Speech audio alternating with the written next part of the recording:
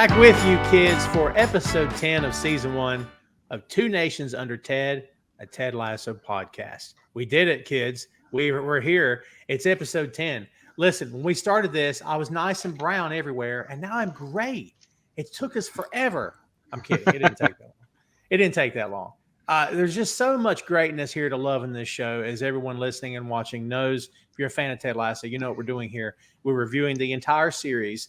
This is, as we said before, the review of episode 10 of season 1.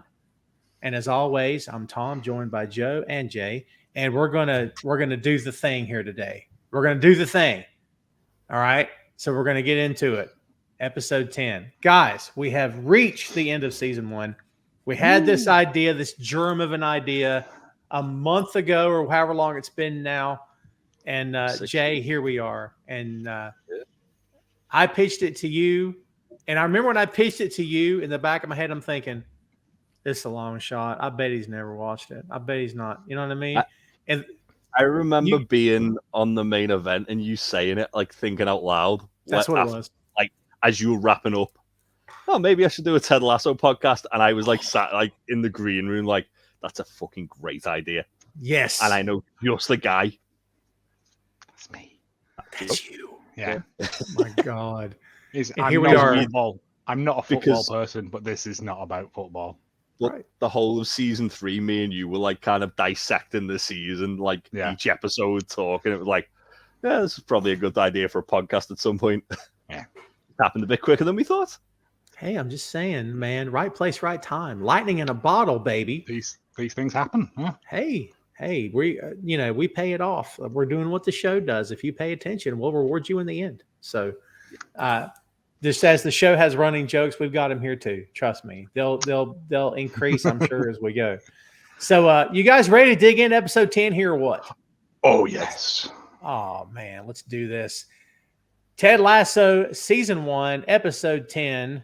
The title of this episode is The Hope That Kills You. Original air date, September 25th, 2020. Directed by MJ Delaney. Story by Joe Kelly and Jason Sudeikis. Teleplay by Brendan Hunt. As we said, 10 episodes in season 1. When last we left the Ted Lasso gang, the team was in a slump and their efforts to remain in the Premier League were being hindered by Roy, whose age and injuries were catching up to him, leading the captain of AFC Richmond to deal with the reality of being benched. After receiving some shocking news from Rupert, Rebecca finally found the strength to confront Ted and confess her actions of sabotage, which Ted ultimately forgave. That sets the stage and the tone for this episode. As we said at the end of episode 9, kids, everyone's on the same page for the first time since this show began, and we can't wait for it. We're here for it. We open on Nate, who's heading to the kit room. I love this intro. As a cold open, it's I think one of the best ones in the season. Oh, it's so good. Only to find that the work appears to already be done. It's the same story for the locker room. Nate meets Will, played by Charlie Hiscock, who identifies himself as the new clubhouse attendant. Who are you? I'm Will. I'm the kit man. No, I'm the kit man. Yep. It's just like Nate's not sure what's going on. It's brilliant. And Ted and Higgins play this off so greatly. It's so good. It's the fact that Ted's like, wait, so has he lost his job? Have we replaced him? Yeah. And Higgins comes in like, I don't know. I haven't got a clue. Nate says, I love this. This comes from out of nowhere because this happened like 4 episodes ago or whatever the number. He said, is this because I called Isaac a pussy? Like just out of the blue. Of all the things to think it could be, he thinks it's that, right? Rebecca calls them and Nate calls you shrew. You did this, didn't you? Like, oh my God. He gets really aggressive so quickly. Oh, yeah, but it's the fact that as soon as she calls him Nathan, and he's like, wait, you know my name? You know my name. And then she's like, well, of course, I had to write it on your new contract. And it's straight away, he's like, oh, God. Oh, God. Ted says, Nate, you haven't been fired. It's worse. You've been promoted. Oh, and then they open the shutters in the office, and the entire team is in there cheering for Nate. Yeah. Awesome. And if you look back 8 episodes ago, they were bullying him. Like he was a nobody, and now he's one of them. He's one of the lads. He's part of that. But it is just that thing of like, it's just the fact that Rebecca walks in and Nate just immediately lashes out at her. It's just like it shows how much he loves it. But also it goes back to the last episode when we were like, do you reckon Ted and Beard Beard and Nate found out about what Rebecca was doing? And the fact that as soon as he sees Rebecca and he doesn't attack Ted, he doesn't attack Higgins, he goes straight for Rebecca, and it's like, you did this. And it's as if like he thinks, okay, well she's like getting rid of me to fuck with the club. Nice. Oh, yes. That Good answers point. my Well question made. from episode 9. Yeah, that's great. I mean, I put in my notes that Nate's surprise promotion is the best and worst thing that could possibly happen. Agreed. It is. Because Agreed. you see signs of it in this episode. You do. Yeah. Yeah. Yeah. And look, we're talking about power. We're talking about the team hiding and being happy and everything changing and doing a 180. None of this, I can't stress this enough. For 9 episodes, I've said it. Now I'm saying it for the 10th. None of this happens without Ted. Without Ted's presence, Nate continues to be bullied. Roy's still a curmudgeon who probably Kelly doesn't give him the time of day. We don't know. No one is who they become at the end of this show, if not for Ted Lasso. Such good stuff. For all of it, but it is. It's just what, again, this is one of those things that made me well up when they all come charging out of that room and just like lift him up, and it's like from where we were when they were hitting him with towels 8 episodes ago to where we are now. It's a nice kind of like flip, isn't it? Where Nate straight away takes the piss out of Colin when Colin was like. Colin was probably like the worst bully of him out of everybody. Yeah. Because obviously we find out why he was so desperate to fit in. But because he's desperate to fit in, Colin's like picking on him the worst. Yeah, because we'll get there in a second, right? What the line was, yeah. Well, they present the whistle first. Ted and Beard go, and they present the whistle. Did you notice the box the whistle's in looks like one of the boxes Nate has made from a previous? I had to rewind it, and it's not one of Nate's boxes. They made it for him. That's even better. They made that box themselves. He says something about blowing it. He said, "This is a whistle." It's a new whistle. The only problem is it's never been blown. And Nate immediately goes, bit like Colin. Yeah. And they all laugh, and Colin's like, fair enough. Like it's a good rib, like, innit? You can't fault it. But even when they're all celebrating, like, what's really nice is that like Rebecca and Higgins are in there with them. Yeah. Great. As they said in the last episode, you should come down here more often, boss. You liven the place up. Liven the place, yeah. And Nate immediately he doesn't just nonchalant. Intensity goes straight to that whistle and blows everyone away. You know what I mean? I love the reoccurring joke with this throughout the episodes. But again, you could see this as foreshadowing of him going mad with power. Yeah. If you were that way inclined.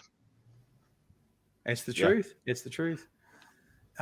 In Ted's office, he and Beard are having a quick throwaway discussion about jock itch, which is not a term used in the UK. So Beard has bought Mr. Muscle for whatever it is that he needed it for, and we don't need to know, right?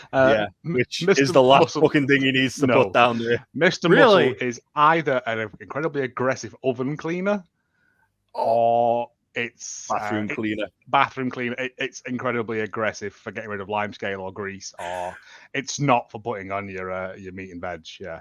Oh my God. Yeah. I love how terrible time with that. I love how they knew that. Like the people in the show knew it because he goes, Mr. Muscle, like he didn't really know, but he'll find out later. Oh, wow. There's so much attention to detail though, like with like little things like that, and even the peanut butter Ted's got, it's from like a supermarket. Like you can see the labeling on it.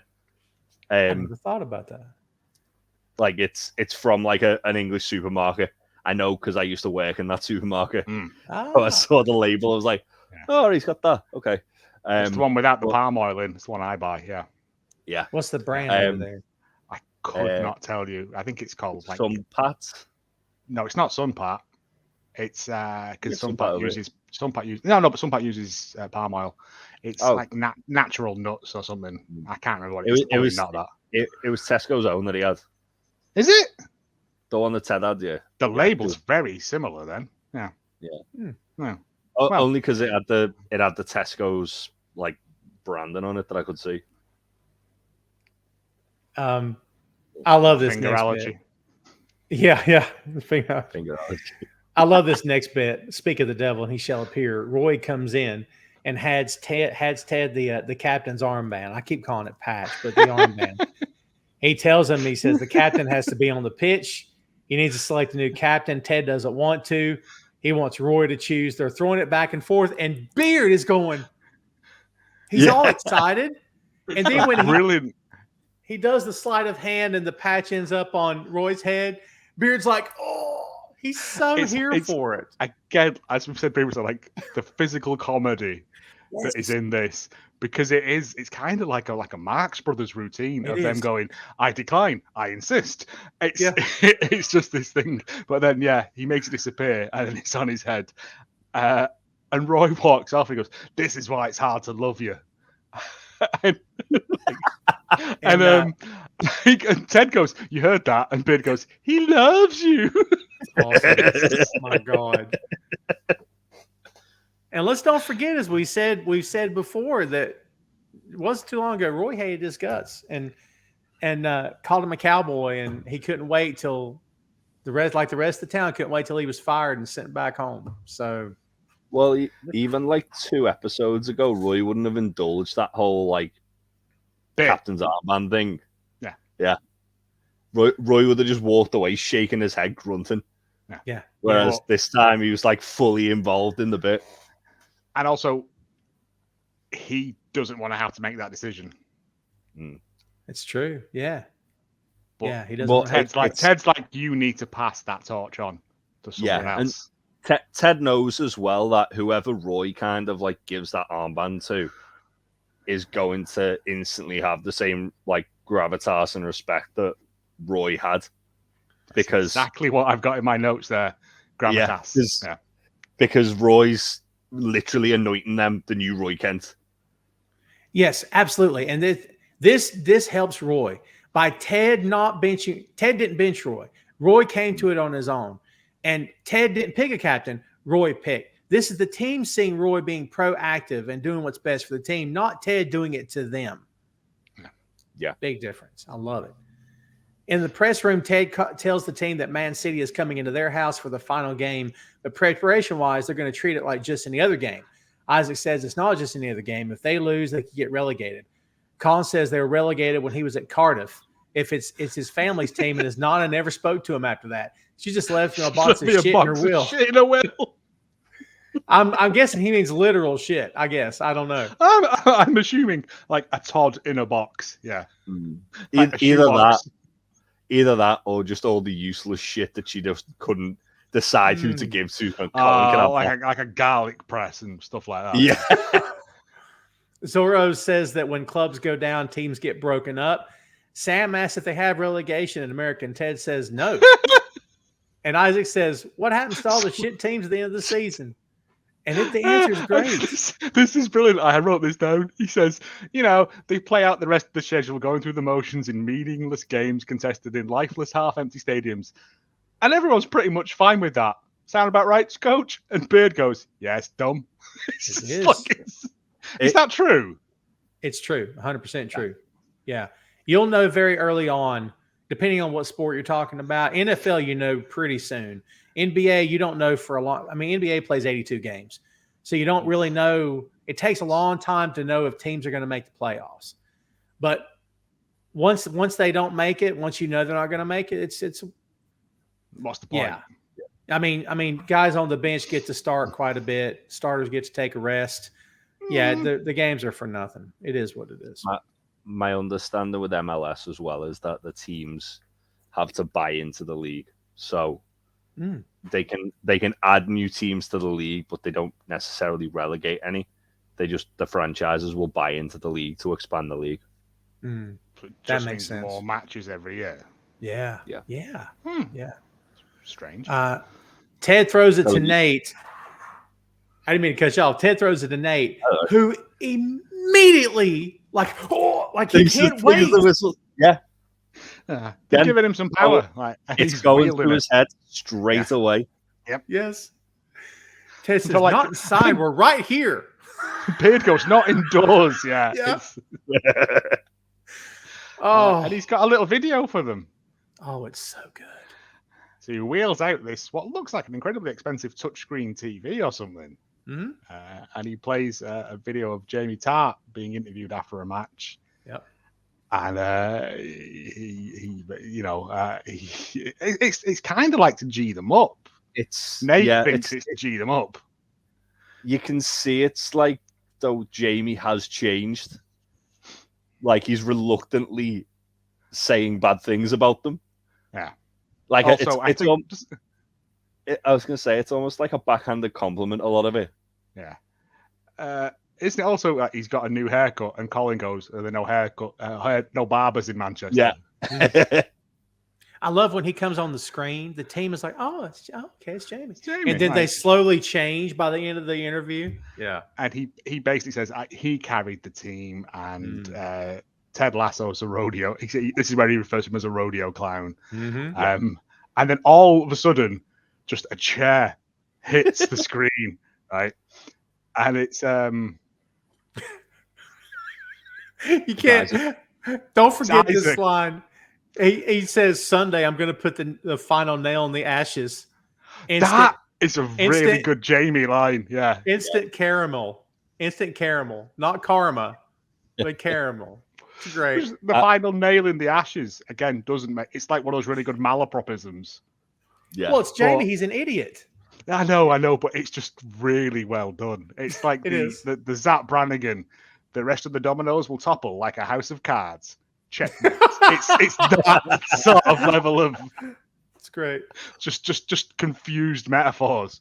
Isaac whips this chair at the TV. I love and the then way he goes because it makes it look like it's Roy. Yeah. The way it is, but then Roy turns with the camera to look at Isaac. And Isaac just goes, "Yeah, sorry, bruv." Yeah. Roy goes, "No, that's right." Like he's well said. Yep. And that's the link, isn't it? That's where Roy sees Isaac for the first time. Well, in the Liverpool one. Yes. Yeah. When Isaac tells the team to put the phones away, and Roy's like, Yeah. Again, all things that feedback, but yeah. Everything's connected. It's like an Oliver Stone movie. Everything's connected. I know I'm getting a little bit ahead of ourselves, but I love the fact that when Roy goes over to Isaac to give him the captain's arm, Bandy goes, "Keep on breaking TVs." Oh, I love it. It's so good. Because he's keeping, and plus Isaac is he's the right temperament, but he's also a good guy. It's Roy. He'll be abrasive when he needs to be, and he'll never not be tough. But like he understands where this is a team effort. We all have to work together. I'm not the star. I'm the captain. I mean, sometimes you need to bust heads. Yeah. Yeah. So we go to the pub at the Crown and Anchor. Ted is trying to figure out how relegation works from Beard. If you come in last in the Premier League, you get to play in the Championship. Beard says they also invented irony. Ted says they got a weird way with words. It's 2020. Let's just call them cigarettes. And Beard's like, yep. Again, one of those weird. They're eating fish and chips again as well. Like, yeah, they love fish. He only chips. eats fish and chips in that pub. It's true. Yeah. It's probably because Ted's the only thing they do. It's the only British food that Ted can think of that's not a full English. He's mentioned bangers before, but I don't know that he's ever had them. Maybe it's probably the only food that pub does. Oh, that's fair. Fish and chips. Baz, Jeremy, and Paul come up. Baz says thanks, And Jeremy says, "We know you did your best." Bass says, "Even though your best is still shit." Yeah. Paul calls him on that one, right? Which is nice. And Ted tells him to have a little hope. They all laugh, and May tells him, "It's the hope that kills you." You haven't been around here a lot, have you? Yeah. The hope that kills you. I have said that before many a football game. Oh, really? Oh, yeah. So that is a thing? Has that always kind of been a football saying? Okay. I've got a friend of mine who watches the football with me. So Newcastle, I support. They're a good team now, but a couple of years ago, they were kind of like Richmond in that always in a relegation battle. Wow. And every time we were on a good run of form, and we'd look good and then throw a game where you go, it's the hope that kills you. Mm. Yeah, it is. Because it's like any sport. You're backing your team, they're doing well, and then just when you think, oh my God, we've done it, something bad happens. So it's very much foreshadowing for this episode. It very much is. You're 100% right. Ted tells Beard, because this is the first time Ted's been real concerned about this match. He's concerned now because he sees the sentiment of the town, and it's like we got some work to do. So we go back to Ted's place, and Ted is telling Nate and Beard that they just need to win and they're in. So Nate tells them that Crystal Palace could beat Norwich by 6 goals, and they avoid relegation with just a tie. Well, have you noticed Ted's hair in this scene? Oh, I always notice. The first thing I look at is Ted's hair in any scene. It starts off with just a strand like out of place. And by the end, it's like almost like Ted screaming at Nate in Liverpool out of place. When he dashes off, it is. Man. Also, I think they've got a massive bowl of hula hoops on the table, which I was quite jealous of. It made me want hula hoops again. Yeah, I know. But if Crystal Palace wins 6-0, all they need is a tie. Ted is very much, if God wanted us to wear ties, what's the line? She wouldn't have invented numbers. That was it, yeah. It's a great line. Yeah. And when he says that, Nate's going to blow the whistle again. I'm like, what? Stop. They stop him this time. Ted says, for the love of Meghan Markle, do not blow that whistle in here again, Nate. I swear. I got neighbors upstairs. They will just start stomping away. The back and forth with him and Nate here is great. When he's on point, he's wonderful. Because Ted says, tell me how we can beat Man City. Nate says, we cannot beat Man City. Like, it's very matter of fact. Like, there's no discussing this. Yeah. Ted's not happy about it, right? He said, this is not what I want to hear from my assistant coach on his first day. Nate says, it's hopeless. I'm like, dude, stop. You're just piling on. And when he says it's hopeless, Beard's like, oh. But Nate has never been nothing but honest. It's true. Has he? Like, and he's not one to blow smoke up Ted. He's like, there is no way we can win this. Like, he from the previous episode with Roy, like, Nate watches everyone like a hawk. He knows who isn't performing well. The episode in Liverpool, he knows who isn't performing well. He knows what they're capable of and what they're doing. So Nate knows that they can't win this with the current setup. Like, there's just no way. Yeah. But Ted is Ted. And again, he's had some hula hoops. Hula hoops are a type of crisp, not the 50s fad. I remember us talking about that on a few episodes. Yeah. That's why I didn't do a double take this time. No, I was just like, I can't remember that we mentioned this, but yeah, we did. And Ted like goes mental. Ted dashes off. Yeah. And like, I thought it was we were going to get lead tasso foreshadowing. Nice. Well, he stomps off, and Beard you can tell Beard knows what's coming, so he just takes some snacks, and he asks Nate, he says, sidebar, whatever, are those the only clothes you own? Nate says, no, I got 3 of these. What? The answer is yes, it's the only clothes he owns. It's just, again, one of those really just throwaway lines, but it just shows you that Nate isn't really a person. Like his life is this club. Like That's in true. the same way that Higgins is, it's the opposite end of that spectrum. It's true. But it's just he's like proud the fact he's got 3 like zip up 3 practice Richmond kits. Yeah. Well, Ted comes back and he's got another Believe sign, a miniature Believe. Oh, yellow but paper. his hair is a mess at this point. Yes. It's great. He's rash. He says it's the first thing I see in the morning, last thing I see at night when I'm rationalizing being too tired to floss. Beard tells him that Believe can't score goals. Ted says, well, hello, Nelson. Let me introduce you to another Nelson right here. I think you'll hit it off because you're so damn pessimistic. Like, Ted's anger is not anger because it's still comical. Oh, yeah. No, he is kind of angry, but it's to try and bring out the best of them. I also didn't get the Nelson thing until he goes, I think he means negative Nancy's. Negative Nellies. Negative Nellies, damn it. Yeah. Yeah. But Mrs. Shipley causes a ruckus upstairs again. Sorry, Mrs. Shipley. Beard has to explain it to Nate as well. Yeah. Like, it's the fact that Nate's like, what's going on? And Beard's like, because I was like, Admiral Nelson? Yeah. And then Beard's like, he's calling us a pair of negative Nellies. And then Ted's like, you're damn right I am. And then that's when Mrs. Shipley gets angry. But also, it turns out that that Ted has these Believe posters all around that flat. Like that is Ted's entire philosophy. It is. It's how he motivates himself to go in and motivate everyone else. That's it. It's true. You just believe. He keeps himself going.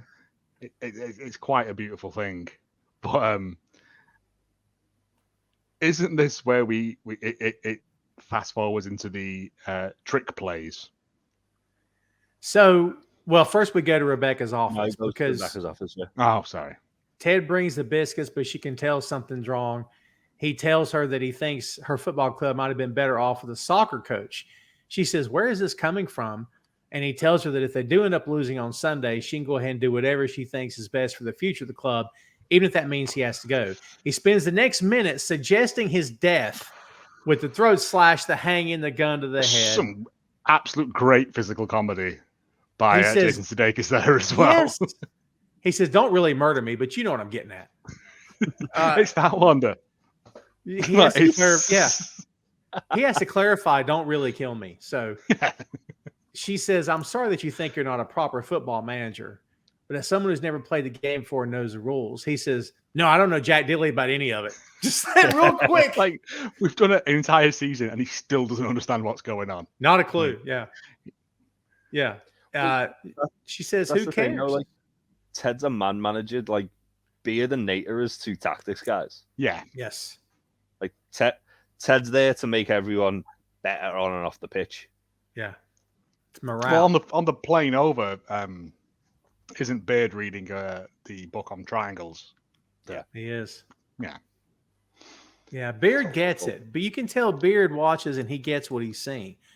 But Ted never. You can tell as well, though, like, Beard's fully, like, fallen in love with the club and, like, the place. Yeah. Like, when he's... Even when Ted, like, brings up earlier in the episode, like, the whole... Oh, yeah, they just play for no reason. And Beard's like, yeah, it's dumb. It's dumb. And he's very, like, quick to just, like, shoot it down. But then the passion he has for the club is going to get relegated if we do not do something about this. Because he understands. Because he understands the importance. Yeah. But also because he's grown to love it himself. Yeah. That's true. They've been through a lot in this first season. Yeah. Oh, my God. Yeah, no kidding. You know, we don't need to get off on it, but sometimes I think, what if Ted didn't come? What if she never fired the other guy? Like, they would have probably still been relegated. They would have been relegated, and then the players, the better players, would have gone to other clubs. I'm guessing. I mean, Jay's more of a person on this than me, but it would have just broke the team apart, and then they'd have got like the second team in, or like the youth reserve or whatever, Yeah, they'd have just plummeted through the tables. Pretty much, yes. They would have just free fell to the National League. The Beezer Holmes League, yeah. No one wants to go to the National League. No. Wow. Hardest league to get out so of. So she would have got her wish. Yeah. Yeah. Good call. But what's interesting, just to kind of look ahead, is that obviously the players don't like. Zorro says, "Oh yeah, well, teams get broken up if they get relegated," but this team doesn't. It's true because they all choose to stay. Yeah, it's true. Which isn't beyond the realm of like it has happened where players have decided they'd want to fight to get their club promoted back up. It's rare, few and far between, but it does happen. But I think at the start of this episode, at the end of the last episode, it's Ted's made a family. Yeah, that's it. They're now a team. They've got common goals and bonds between them all. And I genuinely think that all starts with Nate in Liverpool tearing into them all. Yeah. And as we've said way earlier than this, the players know Ted the second he gets there. It takes a couple episodes for some of them, but that's how he wins Roy first. Because Ted, for all his I don't know this game, Roy sees the impact he has on the players and on the team as a team. And you can't fool players. You can hire the best guy, no matter what the sport. The players, within 10 minutes will go, this guy, what's this? Roy sees this guy's good for us. He's good for the guys, if nothing else. It's like what Jay just said then. Ted is the people person and Beard is the actual sports person. The plays, yeah. And that's why they sync together so well. It's true. She gives him here the line about every disadvantage has its advantage, and he loves that, by the way. He loves that because that's a Tedism right there. Yeah. Basically, sure, you don't know what you're doing, but that doesn't mean that you see the game doesn't that mean you see the game in a different way than any other football manager? And shouldn't that empower you to cause complete and utter confusion? He says, confusion. This is the really good bit that I like from Ted. He goes, confusion or chaos. Yeah. He's all excited too when this happens. Oh, she's turned it round. Yeah. He comes in there dejected and sad. And just by going, you might not be the best at this job, but you can come at it from a new way. And like, Ted just goes, oh. And then this is that bit in this episode that always makes me wince when he runs through and like clicks his heels as he jumps through the door and cracks his head on the door frame.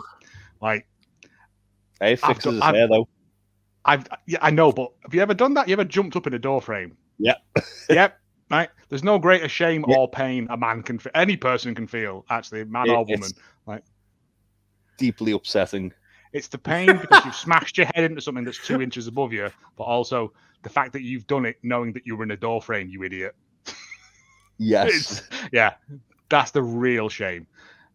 But he gets up and he's like, I'm okay. He says, it's all right. The chaos has already begun. And now we get to the bit you alluded to earlier with the trick plays. Ted is talking. I love this so much. So basically in NFL, we would call this the Wildcat offense. And that means the team would line up and suddenly something's different. And you can tell when they line up, the quarterback's over here instead of being under center. And you're like, wait a minute, what's this? And the hopes of the Wildcat offense in the NFL is the moment you go to get set, the defense has no clue what you're doing. So they have to scramble to each find a man to cover. And by the time they go down set hut and hike the ball, it's too late. The play's in motion. And when it works, it's beautiful. When it doesn't work, you just say, they blew it. But when it works, it's like a magic trick. It's awesome. Yeah.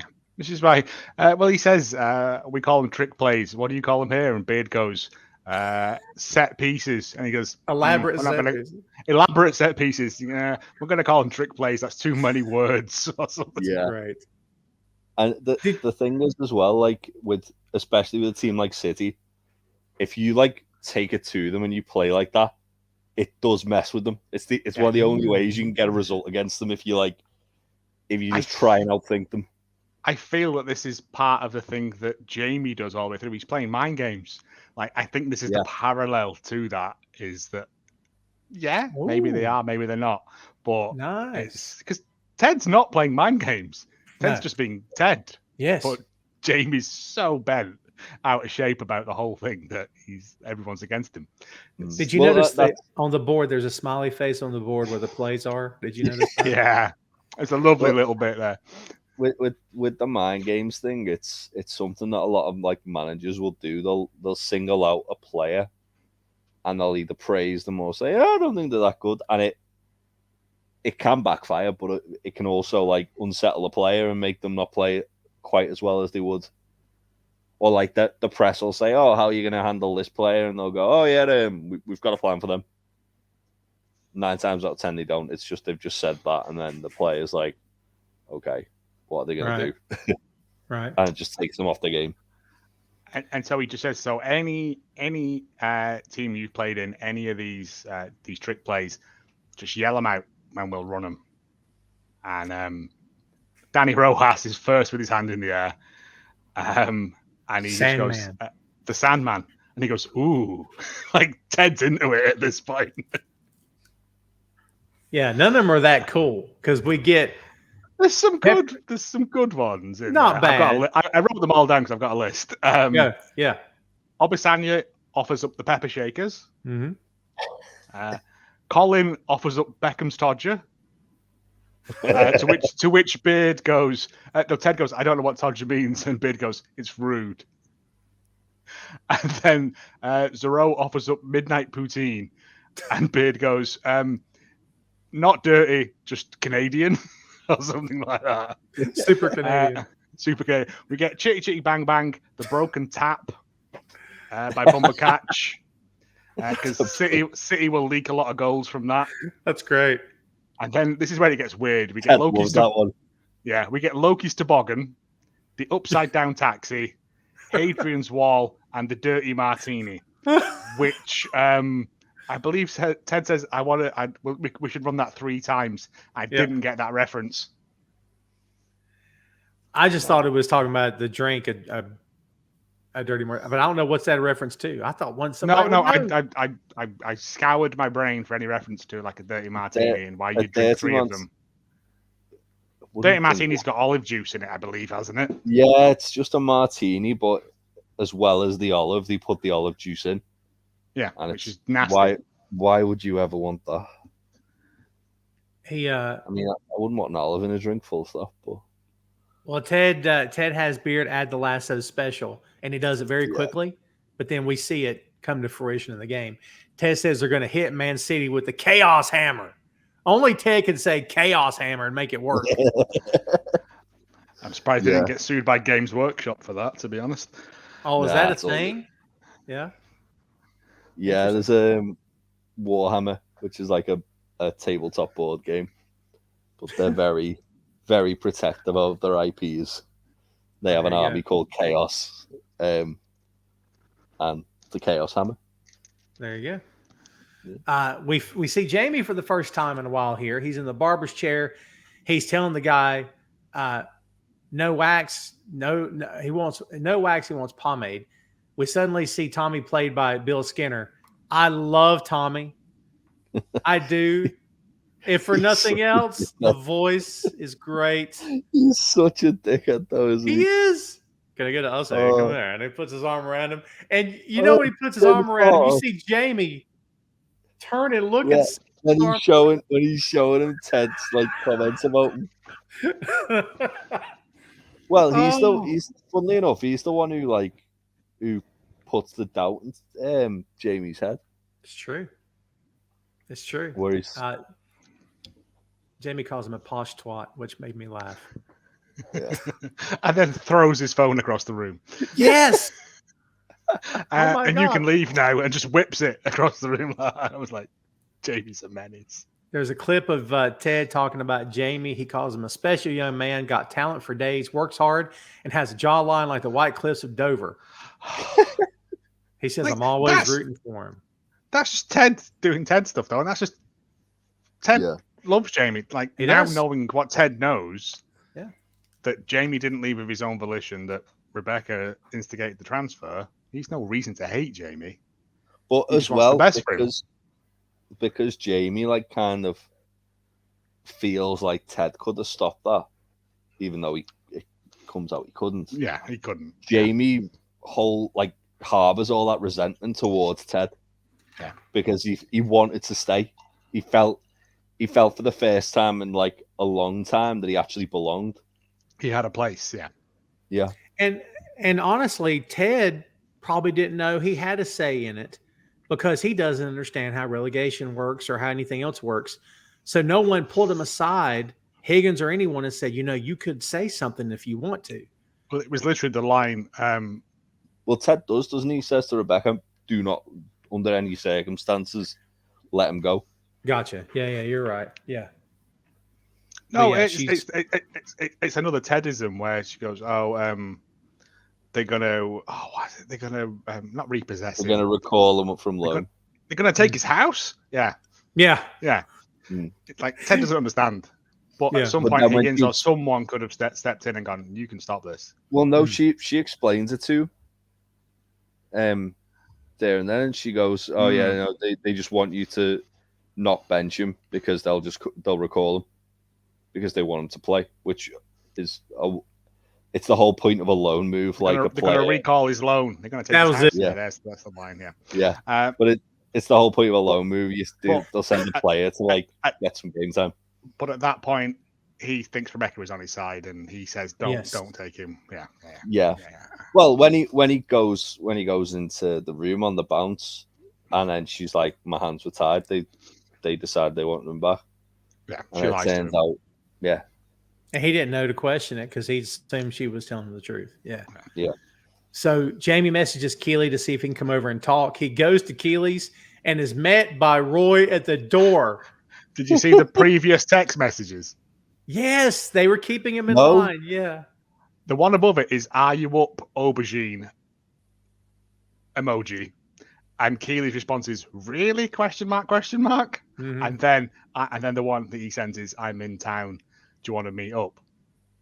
So even I didn't get the dates on it because I don't think it shows the time and stuff, but he's just been texting her like sex requests. I love the continuity. They pay attention to continuity because the discussion of this earlier in the show or in the season, when he goes to her house, she mentions the emojis that he would send, and there they are.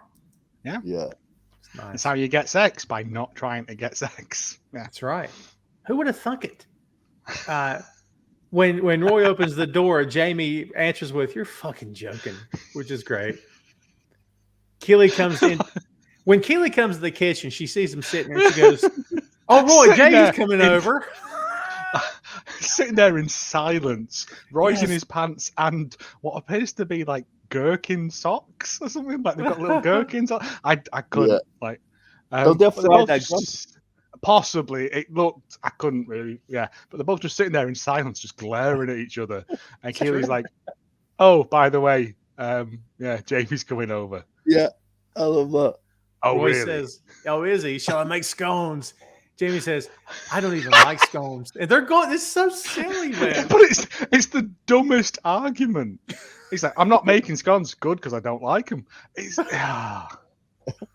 I love the way as well. Like Keely goes, "What's this? I made you a coffee." "Or what's this? I bought you a coffee." Yeah, and she just tips the coffee into the cup. Yeah, like to just try and broker a peace between the two of them. Oh my God, it's so good. So dumb. So he's telling Keely about Ted playing mind games. She says, "Ted does like you." Jamie responds with, "You're as full of shit as he is." And Roy tells him to mind his manners. And Jamie says, "Okay, RoboCop, And dude, at this moment, I thought these two could be in a sitcom together, like The Odd Couple, and it would be great. I think I said if we ever get a spin-off from this, I want it to be Jamie going to like a Spanish team Roy Kent as the manager of that team, neither of them speaking Spanish, and then them just mucking about. Get Nate involved as well, because Nate can be there as well. Yeah. Because especially in the later series of this as well, the chemistry between Roy Kent and Jamie Tartt is some of the best. It's so stuff. great. Brilliant. The whole bike riding scene in Amsterdam is one of the funniest things. 100%. Keely tells Jamie that not everyone in his life is out to get him. Roy says matter-of-factly, I am. She's and then she looks at him and he goes, I am. Thought you respected honesty. And she's like, oh, and she kissed him, and Jamie's like, he's disgusted. That's disgusting. And he said, when you get done feeding mushy peas to him, give me a call. And he goes to leave. He tells Roy to enjoy the view from the bench tomorrow. And then after he leaves, Roy tells Keely now he wants mushy peas. Yeah, well, now I want mushy peas. Yeah. It's again, it's just one of those really great scenes that they do that gives so much away with nothing. It's true. Yeah. It's true. It's an art. Like, is there a bit like where like Roy throws an imaginary thing at Jamie and he ducks? Yeah. And he's like, didn't hit me. And it's just like, it's not real. Like, but you're such a child. Because Roy does he does the zip in his mouth. He zips and throws the key at him. You missed. Yeah. And Jamie has that look like he's annoyed that he would throw it at him. It's, what are you doing? Yeah. I love as well when he says the thing about the bench, like Roy looks at Keely and you think it's like Roy's pissed off that like Keely might have blabbed. And then he's just like, I just want mushy peas now. Oh, that's great. Yeah. You know what? I didn't think about that. I thought like the way he looked at her, because the way she looks at him, it's like as if she's about to apologize for telling Jamie. I don't think she has. I think it might just be common knowledge that, like, it got around probably. He's probably going to get benched for the last match of the season against City. Yeah. Back at Ted's place, he's talking to Henry, Joe's favorite character, on FaceTime. He tells Ted that when he watches him coach soccer, it looks like he's not doing anything. Ted tells him he's not. It's not like being a football coach back home. He's got a lot less control. This pays off, kids, in the end. Yep. Yeah, I know. I love it. He's got a lot less control once the game starts. He can't tell the players what to do. He just got to hope that everything he's trying to teach them has made an impact and that they'll get it right and make the right decisions. It's like being a dad. And then he's going on, and he stops and says, how much of this did you get before you checked out? Henry goes, I drew a robot just out of the blue. It's a so fun line. Like, it's a good, just, it is. Like, a little bit of back and forth. I love it. I will say that Henry grows on me as the seasons go on. Like, he learns his chops. Yeah. That's fair. Like Harry Potter. Yeah. That's a tough one. I'm not a Potter guy, man. No, let's not do Harry Potter.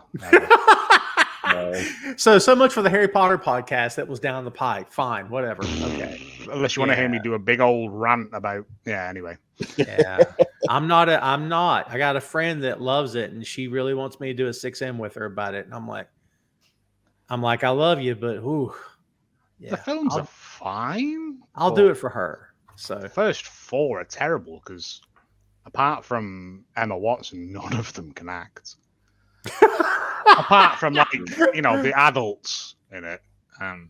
Radcliffe's great now, by the way. I love me some Radcliffe now. Yeah. I love the fact that Radcliffe has just gone, I was in like the biggest thing ever, and now I'm just doing bizarre indie films where guns are glued to my hands and I've got like big socks on.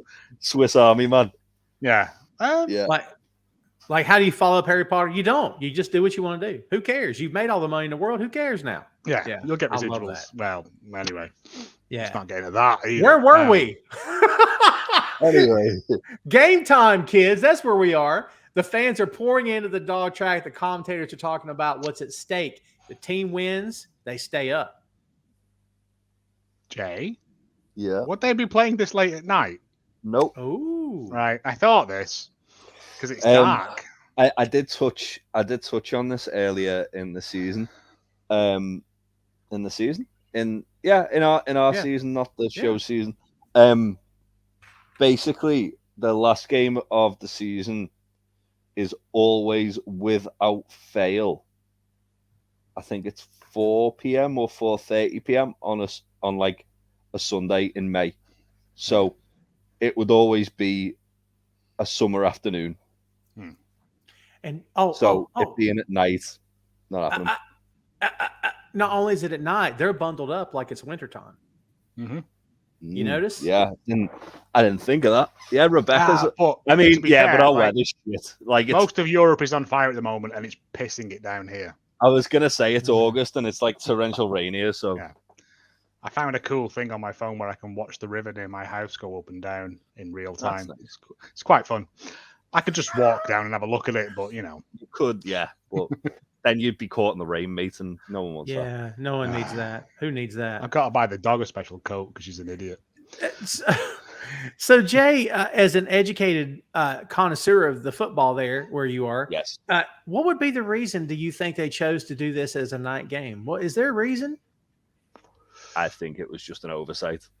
Or it was the only time the stadium was available. Ooh. That too.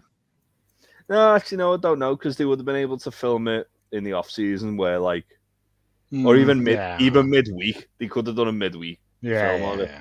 Or get crowd shots at a different time and then use them. Yeah.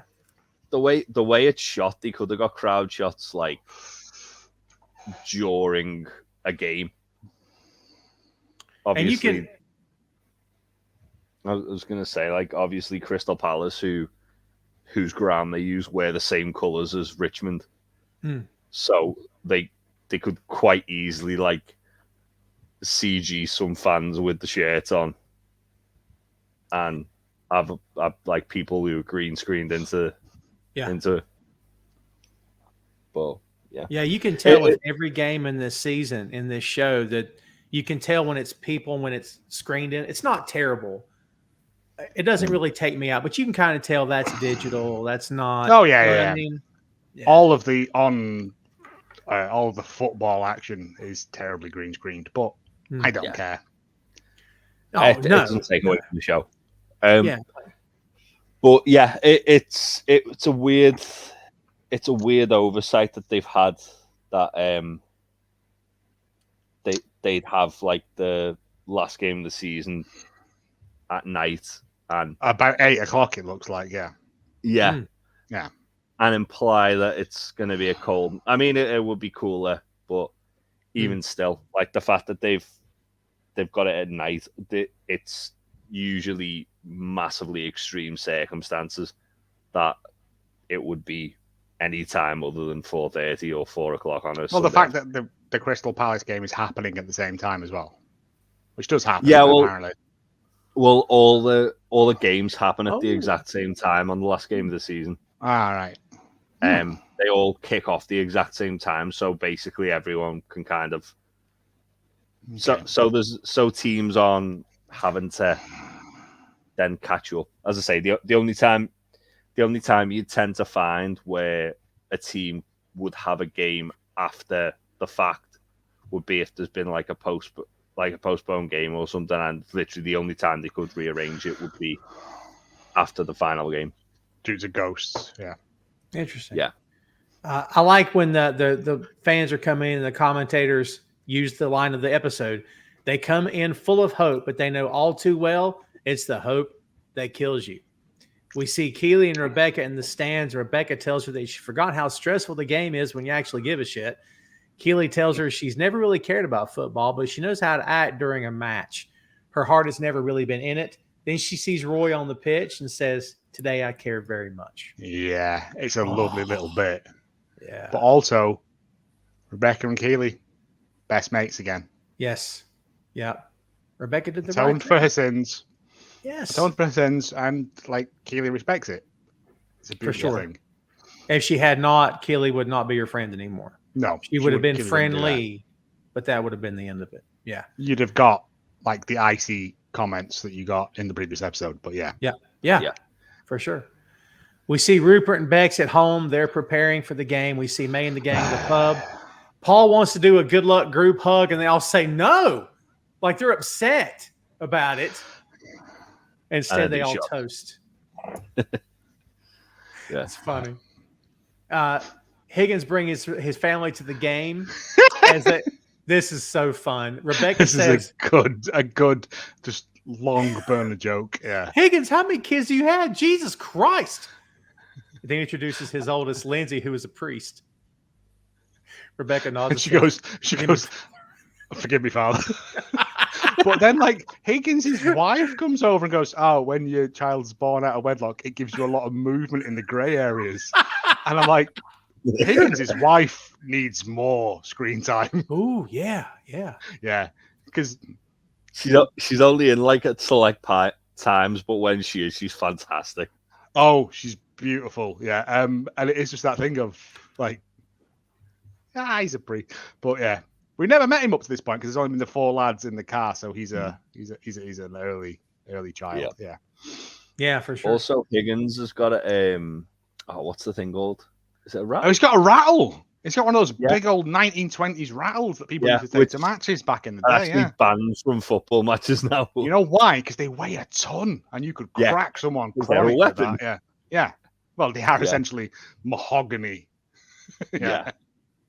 Especially carrying a kosh around with you.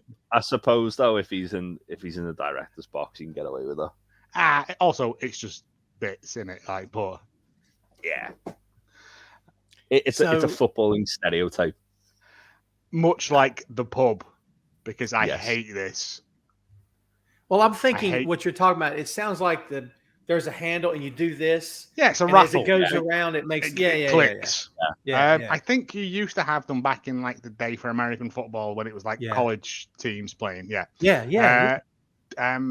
Horse feathers, Marx Brothers, they use them in that when they're watching the last match. Nice. I gotta watch the Marx Brothers. We keep referencing them. I do a lot because it's my favorite thing. But yeah, they're great. They're great. In the locker room, Roy sits next to Isaac. This is what you were getting at earlier, Jay. Hands him the captain's armband and says, "Never stop breaking TVs." Ted walks in and observes the team getting ready. This is a great, again, the way it's shot has to be praised, okay? When he comes in, he looks around and he allows them to do the thing. He takes a moment before he speaks, which is freaking great. He says he's not crazy about the saying that they have, it's the hope that kills you. He thinks it's the lack of hope that kills you. He believes in hope. He believes in belief. Then he hits them with, do you believe in miracles? Which comes from the U.S. versus Soviet Union hockey team in the Olympics. Ice hockey team yeah. So good. I love when he says that, it goes to Sam and he's grinning when he says it. I love it. He says, you don't... Sam's always the first on board, anything like that. Anything, yeah. He had Sam... He didn't have to work to get Sam. He had Sam the minute he showed up. He took Sam from a position where he wasn't doing anything and put him where he should be. Well and said. Sam respects that. Sam, absolutely. He saw something in Sam, and yeah. He says, you don't have to answer, but you have to answer for yourself. And if you do, you need to circle up with me. So they all come up, and he tells Roy, all right, Captain, let him know. Roy nods to Isaac, who throws his hand on top, and they all go, ooh. His other arm, but they all go, ooh, but everyone's smiling. Yes, for sure. It's a lovely, lovely bit. And then Isaac goes, on 12. On 12. Richmond. And he misses 8 out. He misses 8. And I think is that referenced earlier? He's not good at 8s. I don't remember that reference. Oh, I don't know. Because I know when they're burning stuff, he says, this is the only pen I can write my name with.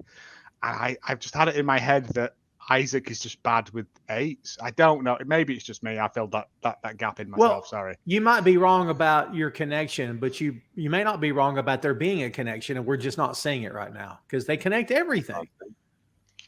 But but it's when he goes 7, 9. Ted looks across and goes, they all go, yeah. And they don't say a word. They just keep going. So they break and they're walking out. And then Nate asks Beard, he says, is believing in miracles from a movie or real life? And Beard says both.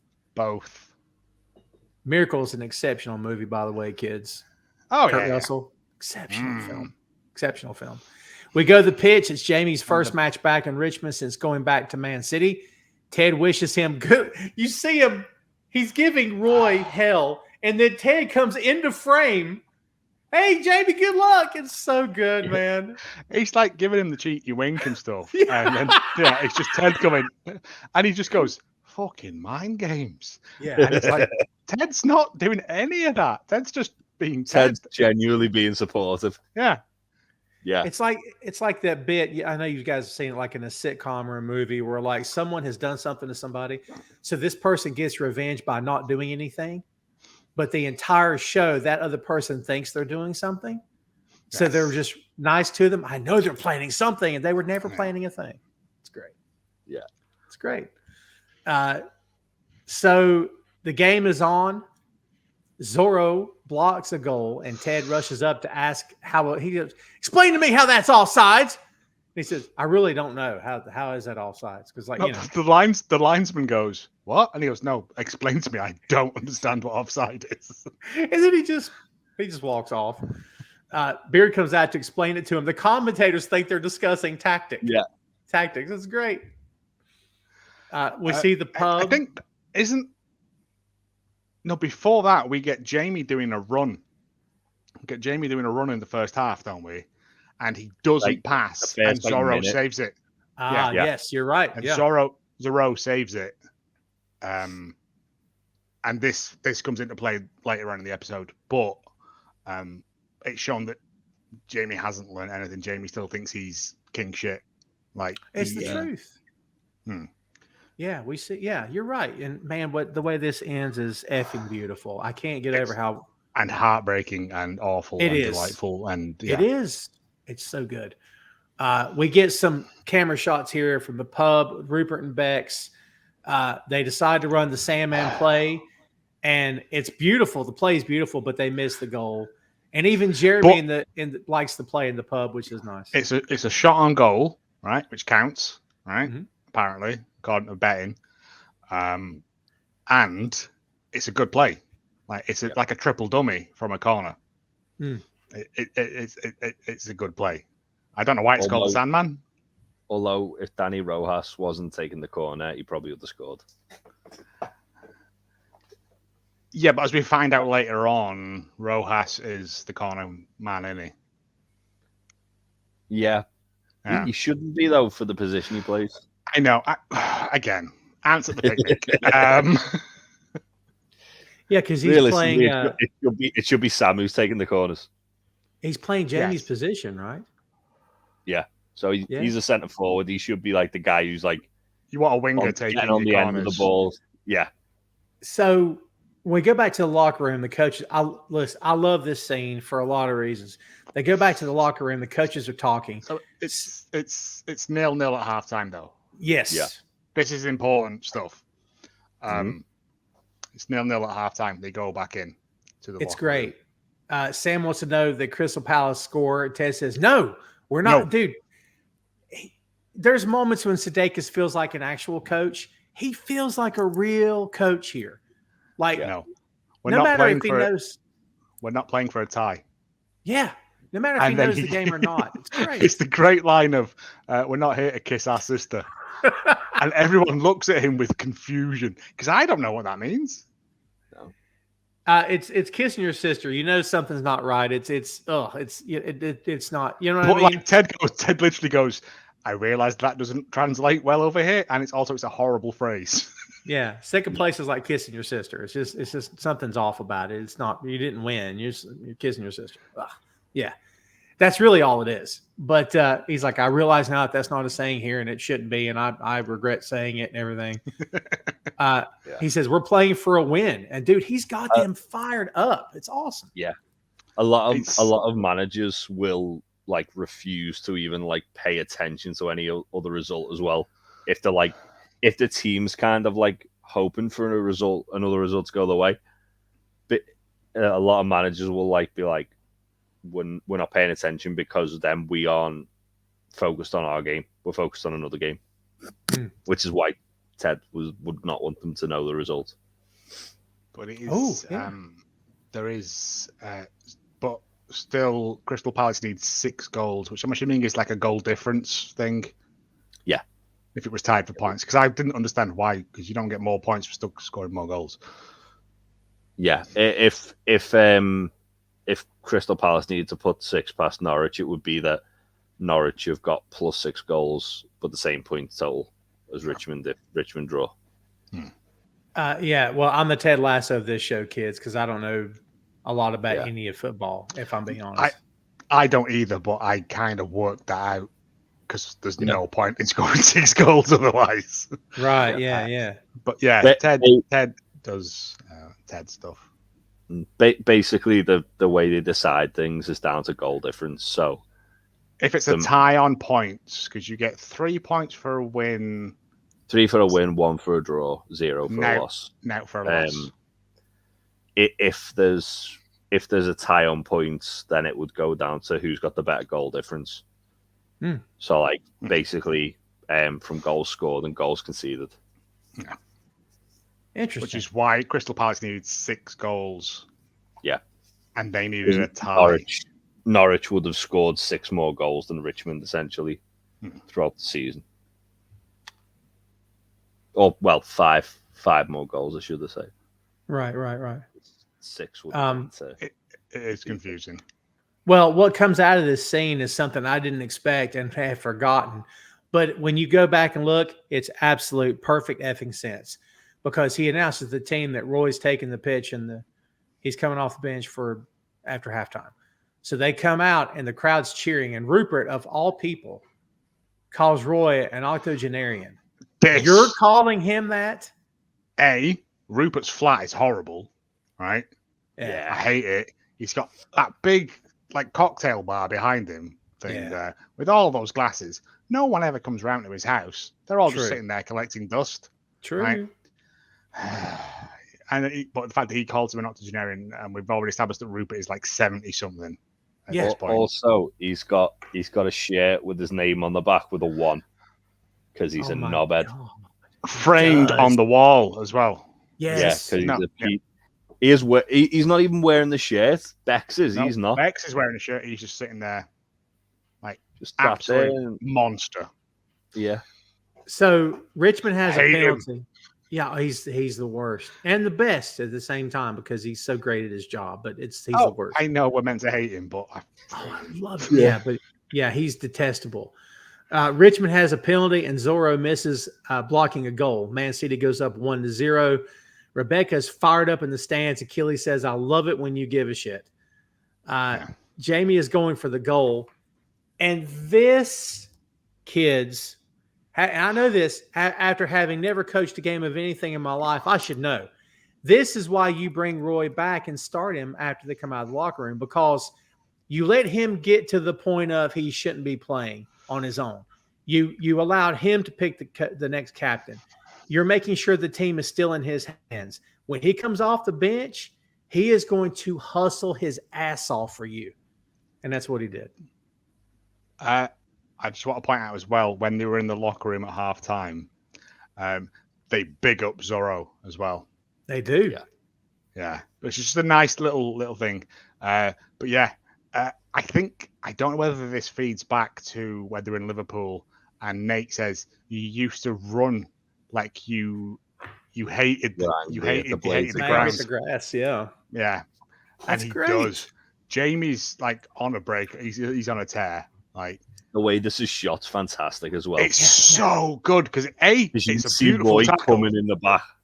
Oh yeah, brilliant tackle. It's a beautiful tackle. Like, there's no reason that could ever be a foul or whatever. But Roy sprinting, like, this is his last hurrah. He knows this is his last hurrah.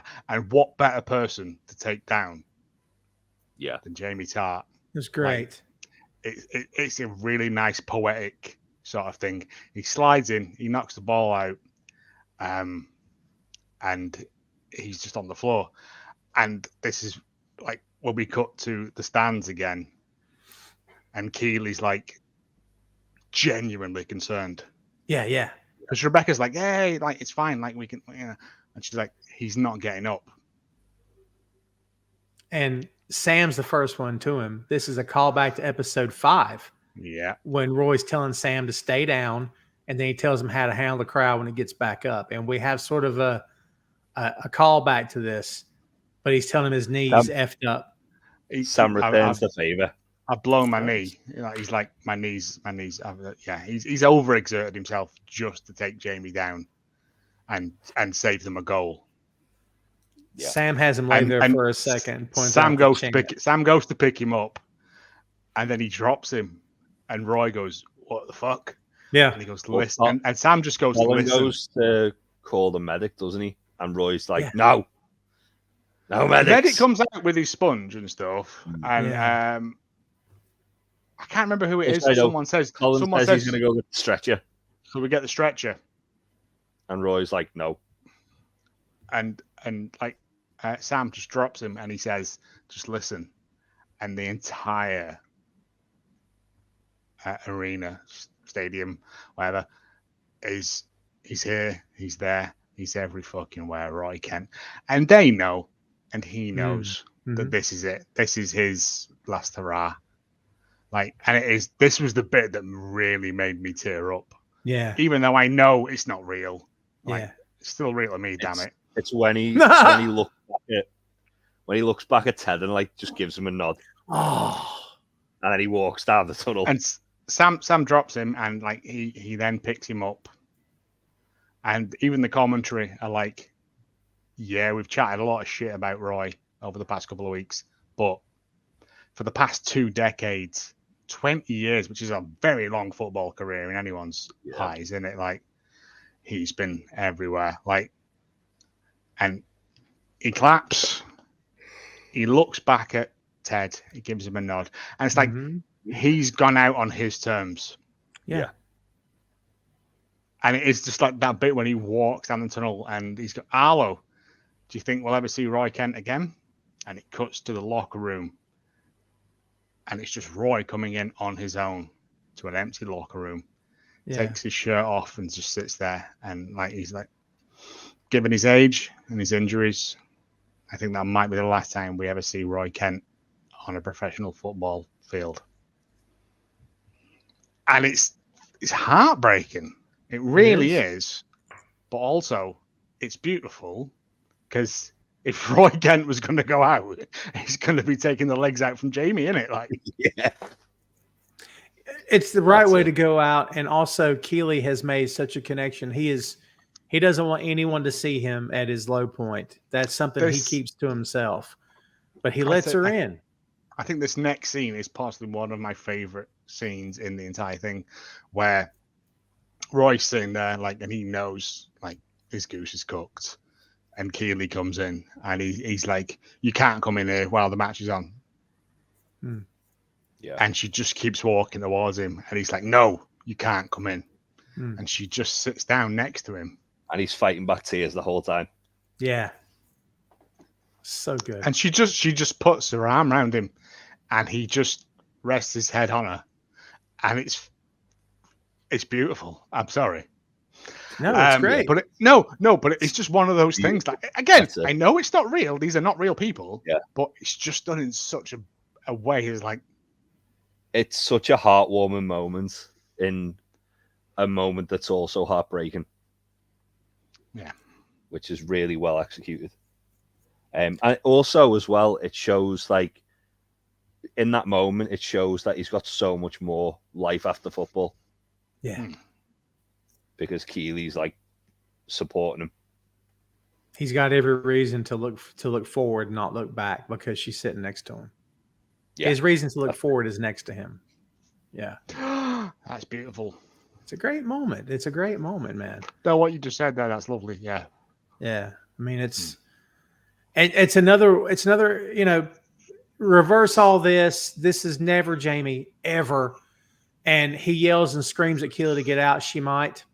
But like, that's not what this is. This is her understanding he's vulnerable. And I don't want to talk it to death. I think you did it perfectly, honestly.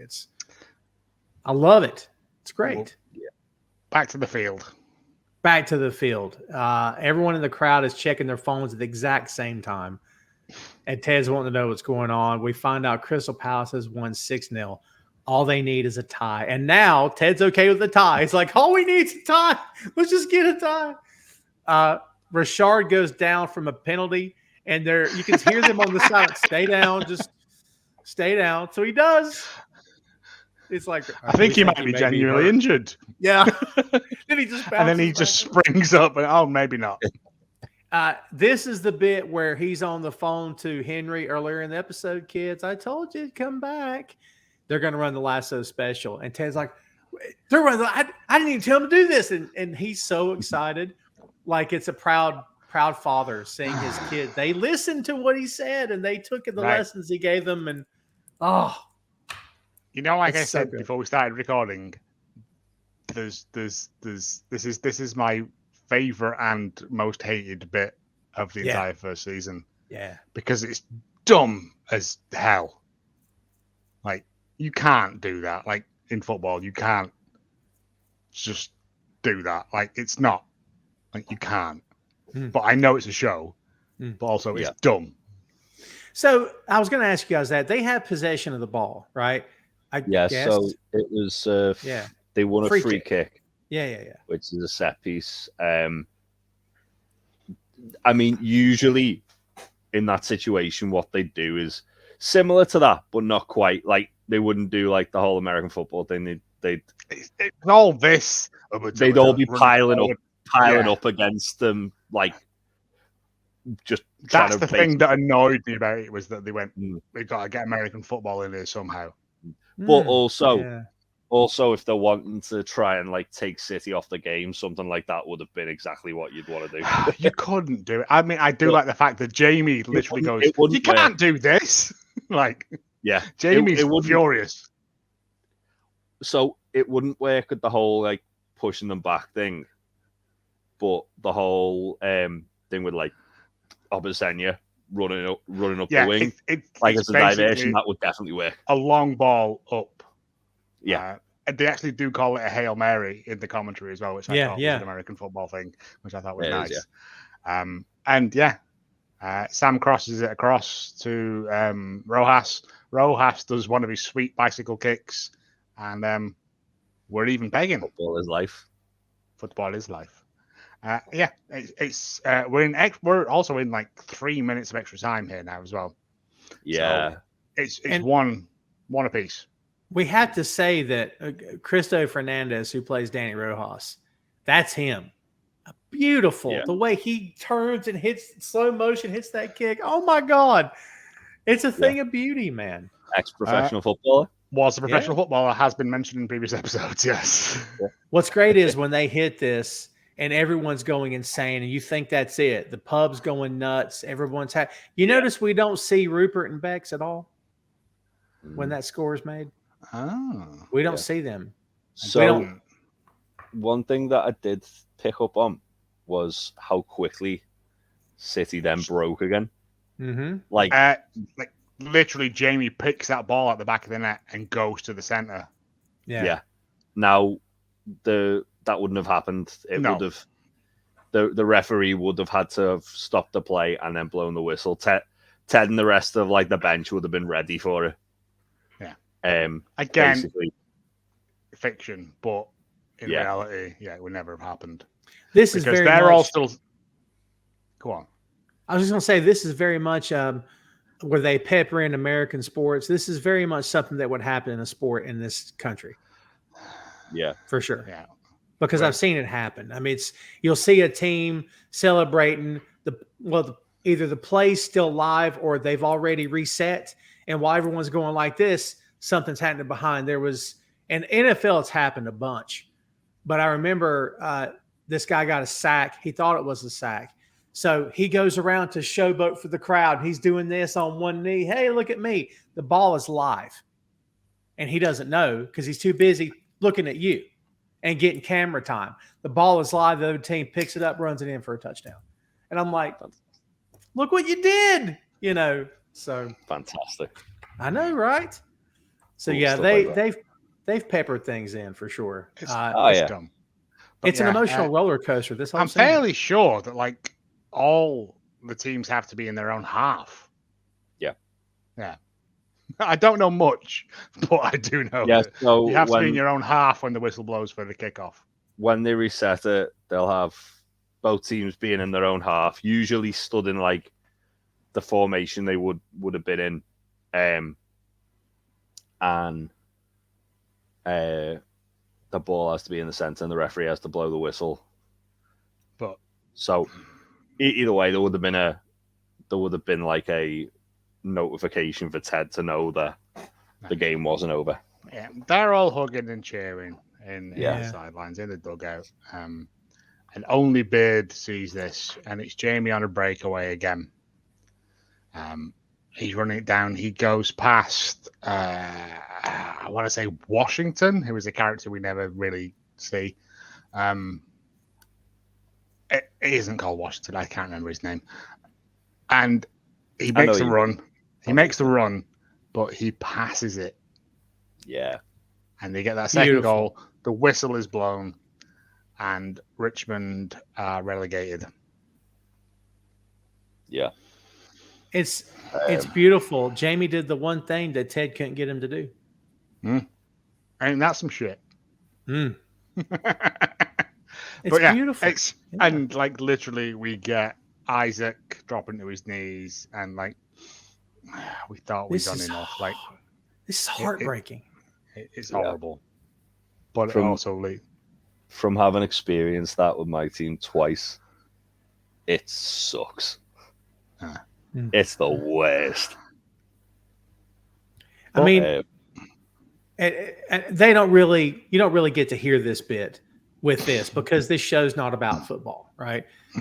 But over here, whenever a moment like this happens, usually the end press conference and stuff usually is there's a lot of comments like, we worked so hard to get here.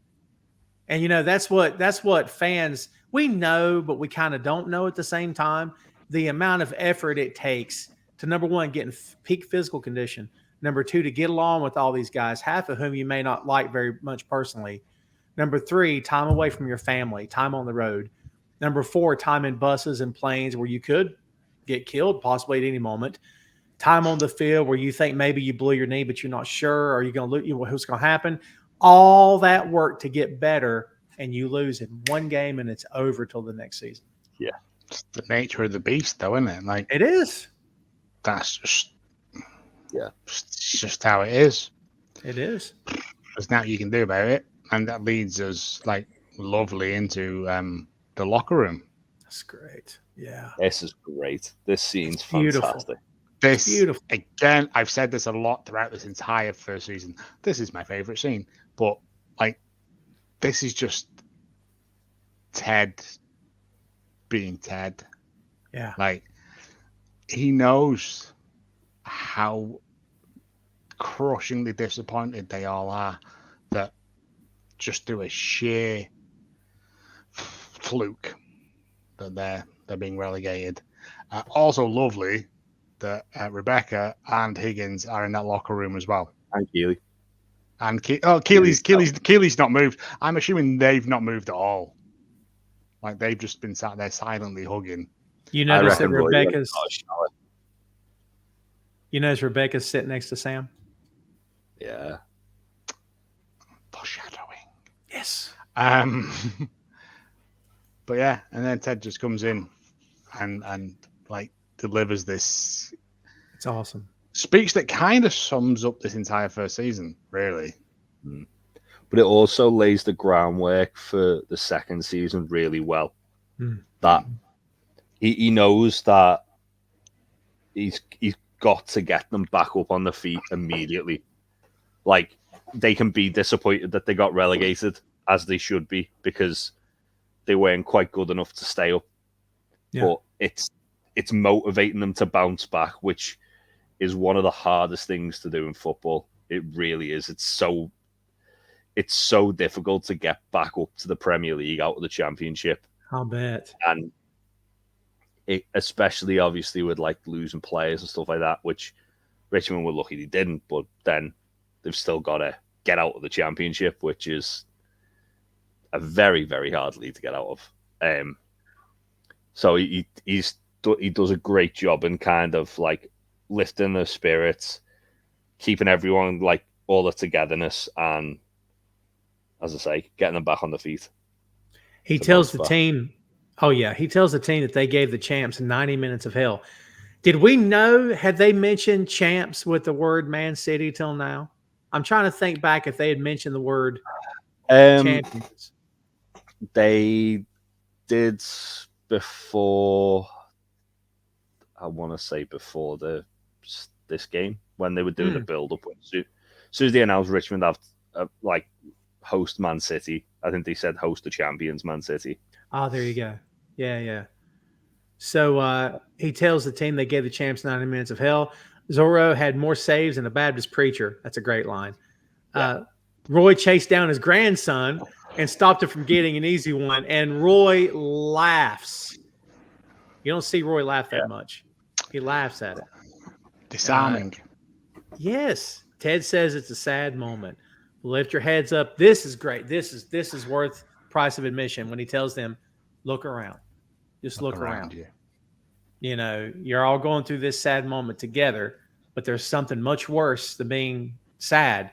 It's being alone and being sad. And whether he knows it or not, he's talking about Jamie. You know what I mean? Like, also, though, he's sort of talking about himself. He is. And Rebecca. Literally everyone on that team. This is why this scene is so good and ties off this first season so well, because they've gone from being completely disparate people who happen to work in the same place to being a team, to being people that know each other and care about each other. And like it wouldn't matter, because if they got relegated, the best players would go off to another team, and but they worked so hard for this. Like you said, we worked so hard to get here. Yeah. I was going to say, he asked Sam, it's the goldfish bit. It's so good. Sam? Mm-hmm. Remember what I told you? What is the animal with the worst memory? Shortest memory. Shortest memory? A goldfish, coach. Okay. When you're all done being sad together and angry, because he knows. Yeah. Ted has gone through this season, through sad and anger because of his divorce. Rebecca's gone through it. Higgins has gone through it, kind of, because we got sadness and anger. He took up jazz bass. I mean, not a sane man does that. It's Guru Van Dijk again. True. No one does that. Roy has been through it. Like, everyone has been through this. Yeah, that's true. Keely has. Keely's seen her best friend crumble in front of her due to her own. It all ties up lovely. And he says, when you're all done being sad and angry together, I suggest we all just be goldfish. Onward, forward. I love that bit. Onward, forward, walks into his office on his own.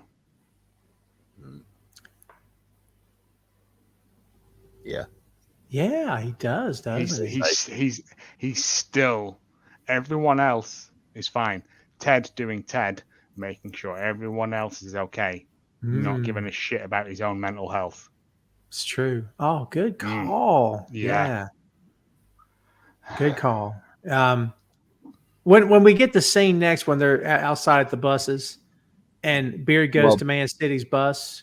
Before that. Apparently, they're in Reykjavik during the purge. Yeah. That happens at footy games. I know, but I was like, why are there people with road flares? What's going on? Yeah, before that, Ted's walking down the hallway and he sees Jamie sat in the dressing room and he goes to go. And then it's Jamie's dad kicking off about him not passing. He looks in. He looks in at Jamie and he's like, that's right, gonna do like a Ted thing through the window, probably like blow on the glass or do like like going down to the basement or something. Like, Ted I don't stuff. even think it would have been that. I think he would have literally just been going to say, like, well done. Thumbs up. You're literally, like, what he puts on the note in the end. I think Possibly, it would have going and saying, but this is like what I one of those told you need to do. One of those really horrific bits that takes me by surprise is that as he's looking at Jamie, like it's like a kit bag or like a boot slams into the wall. A boot, yeah. And like missing his head by a bit, which I think is like an Alex Ferguson fun reference. Yeah. But also, Jamie isn't like Jamie's been throughout the entire show. He's like a scared little boy. He's like a child. He is. He's sitting there meek and turns out his dad's in there and he's like, I didn't come all the way down to London to watch you pass to win. Isn't that something? Ain't that some shit? Yeah. It's awful. It's one of like the most like there's worse stuff that Jamie's dad does, but this is like when we first introduced Jamie's dad, and yeah, it's just like I understand how Jamie Hayes how he is now. It gives Jamie some little bit of backstory. Makes him a little bit more human than he was maybe before. Yeah. But again, fair play to I can't remember the actor's name, but him sitting there, like a child being admonished for eating too many biscuits. It's awful.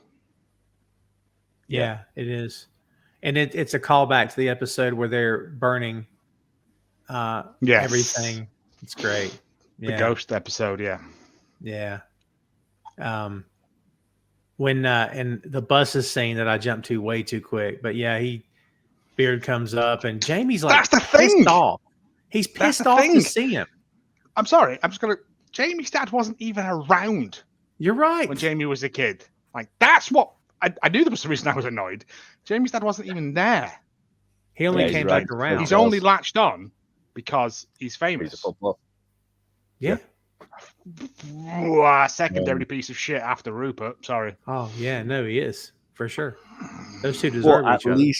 At least Jamie's dad has a little bit of redemption at the end. Yeah, he has a redemption. But yeah, at the very only a throwaway bit, but he's still a piece of shit. But at this point, that's right, he does. Oh, at this point, he's a piece of garbage. Yeah. Second to Rupert, as you say. So the letter that Beard gives him, he goes in to the bus. What's this? A love letter? Yeah, it was his love. He's all pissed off, right? Beard though doesn't even like say anything.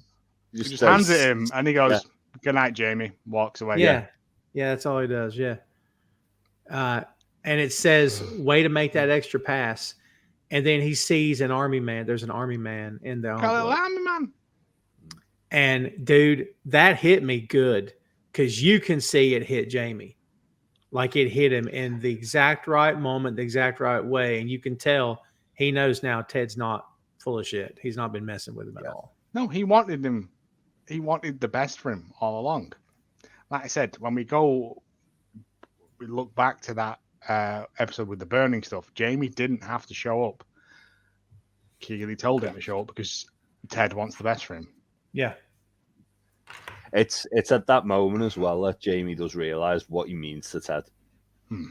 Like this is like as we said, like in the last episode, it's like the turning point for a lot of people. This is where Jamie's real sort of big turning point is, because he's shown a glimmer of it in the burning episode, and then obviously he left because he got sent back. But then he's the same. He repossessed his house. They repossessed his house.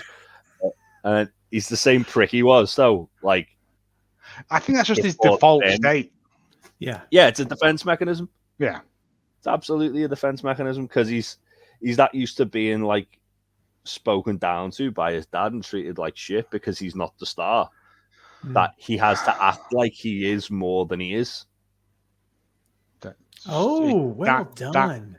Literally, rewatching that scene today when Jamie's in that room, like I completely forgot about that scene.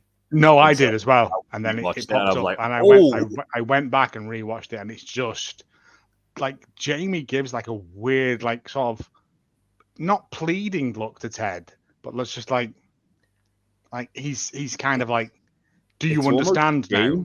Mm. It's almost shame that Ted's seen his dad treating him like shit. Yeah, because it's almost like he's treating it like this should be behind closed doors. This shouldn't be like this shouldn't be seen by someone like an outsider almost, I guess. It's just, yeah. The biggest takeaway here, kids, is if you have children, don't be Jamie's dad. So the last scene of this episode and of this season is fast approaching. Ted walks into Rebecca's office and Higgins is walking out. She calls him Leslie. Ted says, "Is that your first name?" He says, "It is his first name. He's my mom's name." Yeah, he's what's known as a feminine junior, which is nice. He shakes Ted's hand, which makes Ted look down, and you're like, he's getting fired. Like, this is Higgins' way of saying it's been great knowing you, right? That's what Ted thinks. Yeah. Rebecca offers tea, and Ted says that he and T are still in a lifelong hiatus. He'll take water. So he's basically telling her it's unfair that you have to fire me, so I'm just going to save you the time and trouble. I'm going to quit. I wrote my resignation. It's on the back of a takeout menu, but I signed it, and it's in an envelope, so it's legit. It's official, yeah. She tells him he's not going anywhere. She says they have work to do next season. This bit where she goes, "No, we got work to do. You're not going anywhere." Yeah, awesome. And Ted genuinely looks like taken aback, like, because he's like, "I didn't do." Yeah, but it's there. Like, she knows now that they can make this the best thing in the world. She's on board. Yeah, they committed to it. You're right, and he doesn't say thank you. He says, "Well, all right," because that well, all right means we're in this together. That's what that means. That's what that means is, well, all right, let's work. Let's do this. You're on my page.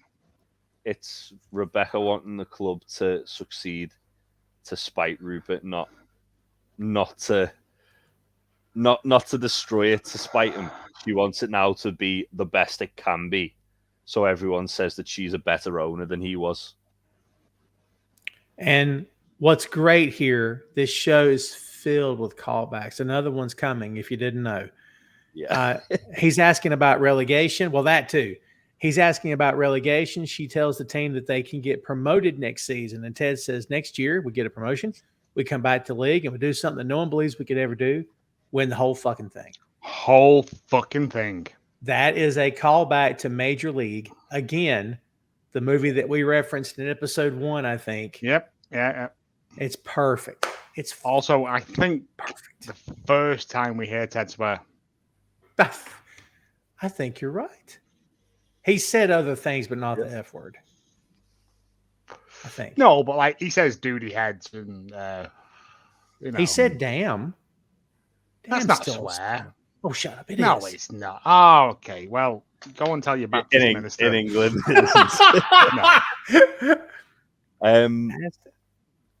Listen, I've been in pro wrestling promotion, and we'd say, what can we say on the mic? And the pro say, you can say ass, damn, and hell. That's all you can say. Don't say anything else. So we were bound by ass, damn, and hell. Oh, man. You feel like Chuck Taylor, don't you know? Right? I feel like Ted did a shit. I don't know. When he shouted at Nate, I feel like he definitely did some swearing. I don't think he did. Even when he shouts at Jamie, he doesn't do swearing. Said, what the hell are you doing? He tells Nate, what the hell are you doing? Yeah. Yeah, it's true. He does. I think this is like the first time we see him swear. And first time for the F word. This is serious to him. I like to think it is the first time, actually, because it makes it feel more impactful. That's what I mean. And nothing is here for no reason. That is very true. Everything happens for a reason. Yeah. And Ted and Rebecca. And then Ted drinks his fizzy water and spits it in Rebecca's face. Is this the weirdest way to end this? Where he says, "I'm sorry, did I get you?" And she's covered in it, and you're like, "That's how we end the season?" Like, I mean, I loved it, but like, it's so odd. End on Rebecca soaking wet. But it's a very British way to end a TV show, isn't it? Yeah, it is super It's British. But also, like British way to end the show. If they didn't get a second season, that's a perfect ending. It is. There's no cliffhanger. Yeah. I feel like if they didn't get a second season, they would have probably reshot that where Ted gets fired. I don't think so. No? I genuinely don't think so, because I suppose it's not really a cliffhanger, is it? Yeah, you're right. Leave it up to the fans' imagination of what could have happened. Yeah, you would have had a season of maybe like a top tier struggle for but yeah, that's one of the things that I really like about this, is because it's shot in a very British way. Is that we don't do cliffhangers, we round it off. Yeah, that's true. Go ahead, Jay. I was going to say, I'm very intrigued by how much like British TV Jason Sudeikis must have watched before he wrote this. I know that they peppered in a lot of, Western culture and American culture references that perhaps locker rooms would never have picked up on, but everyone gets the references in this show. So I know they put a lot of those things in there, but they also tried to stay true to the region and to the talk and to the accents and to words. What's this called? What's that called? Whatever. And then the jokes and whatnot. I know because I remember researching all that and saying, they tried to do a mix of both, where if they went straight on full British humor, an American audience would be left behind because we'd be trying to play catch up. But if they went full on American humor, the British audience would be like, what's this? This isn't even close. There's a couple of episodes that have got like a really British vibe to it. And the end of this one is very much so. I feel like the charity one's another one which has got a very British vibe to it. Interesting. And there was another one that I can't think off the top of my head now which one it was. Leave that with me. I'll try and figure it out. Well, no, but it is. It's because this is the problem, isn't it? Like with like the whole Netflix thing and stuff, is like they'll leave a series on a cliffhanger so they get a second series. And with this, I know that Sudeikis and wanted to. It was a 3-season arc they had. Yeah. But if it didn't get picked up again, this ends perfectly. Like we can just win the whole fucking thing. Like that was just, and then you can just fill the blanks in yourself, like you said. Like the fans can just fill it in themselves.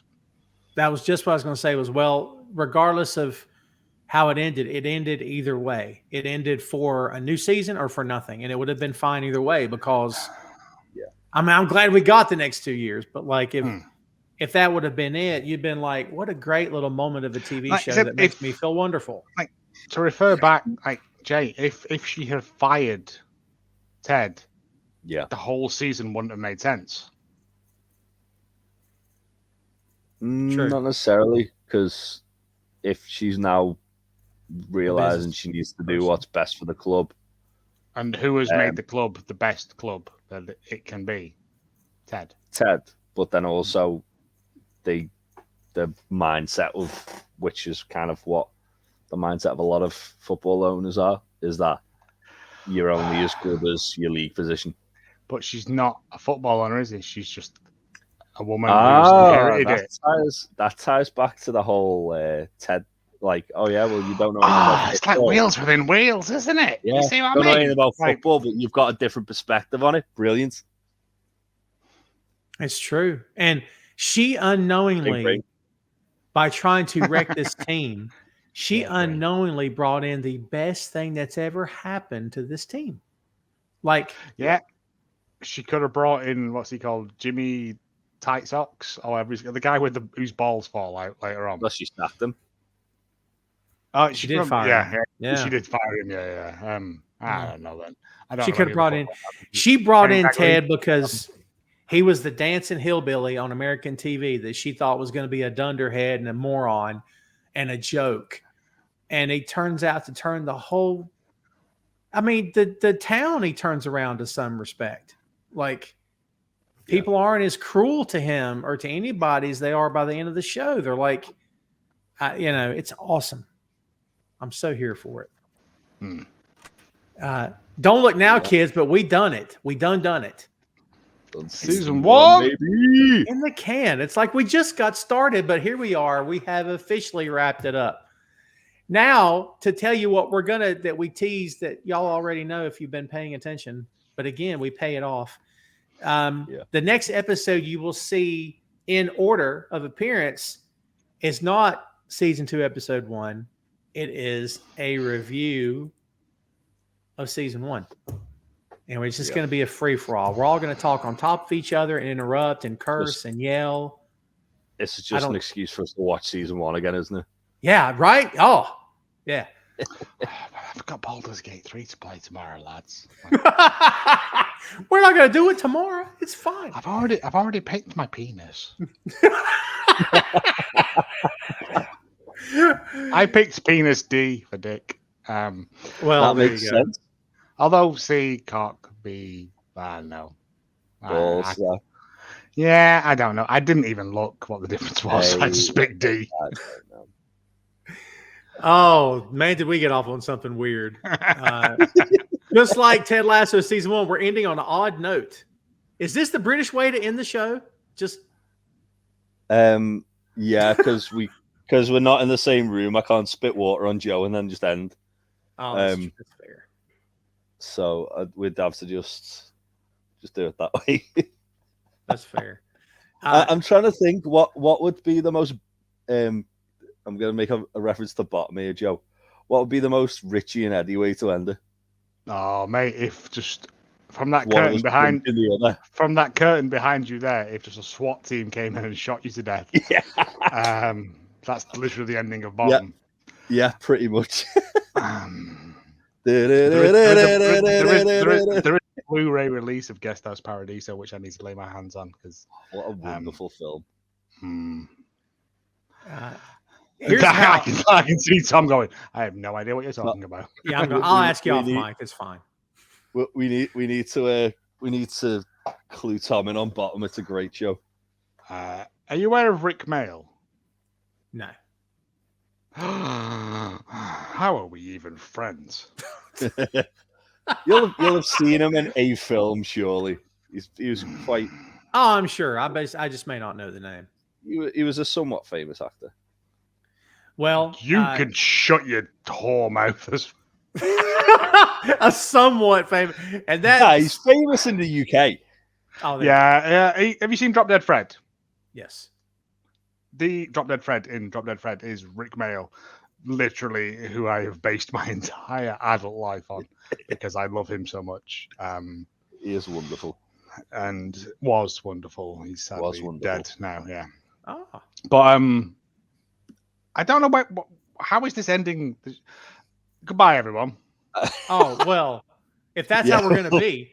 So we've gotten everyone's takeaways. I think we've all... If you like British humor, go watch Bottom. And I'll do all the young ones. Oh, Filthy Rich and Cat Flap. Oh, Cat Flap. Did you say Cat Flap? Yeah, Cat Flap. I'm intrigued. The things you have in your house to let cats come in and out on the door. Cat Flap. That's a dog. Flap. Oh, you. It's a dog door. For 50 seconds, Jay, I thought monsters existed on this world. It's a doggy door. I know it was a pig. I'm not an idiot. Now we're quoting I think you should leave, which is we've lost Tom entirely. Let's just say goodnight. So one word to sum up season 1. Joe, one word. Okay. Jay, you got a word? While Joe's thinking. Accountability. I'm gonna say. Go on. Ooh. Great. I'm gonna say foundation. Ooh. What's yours? Asking a question with no answer. I'll say belief. My GCSE French teacher. I'll say belief. There we go. That's what I got. Hey, look, kids, thank you so much for supporting the show. We hope you are enjoying this as much as we enjoyed doing it. Continue to please share us everywhere you can and continue to follow us on all the socials. Please go find us at Two Nations Pod. Be on the lookout for the wrap-up show of season 1, and we still got 24 more episodes to go. I'll be dead by then, but I'm looking forward to it. Not the death part, the show's part. Oh, man, I ain't pushing a Ouija board around to get your answers to questions. Boy, that'd be an entertaining episode, yeah? All right, that's it. That's all we got. Mushy peas. They could just rig me up and have strings and whatnot, making me move around as if I'm still here. Weekend at Bernie's. Yes. Daddy, would you like some sausage? Weekend at Bernie's. I can't believe we're ending on Weekend at Bernie's. There you go, kids. Season 1 in the can. Thanks so much for watching. Goodbye. Let it go. No, we decided it's over. We're gonna Ferris Bueller the hell out of this. We're gonna say you're still here. It's over. I've got to run over 2 women in Ireland. This is terrible. Kids, thanks for watching. Be on the lookout for the review episode and then season 2 coming your way soon. For Joe, for Jay, I'm Tom. We will see you next time.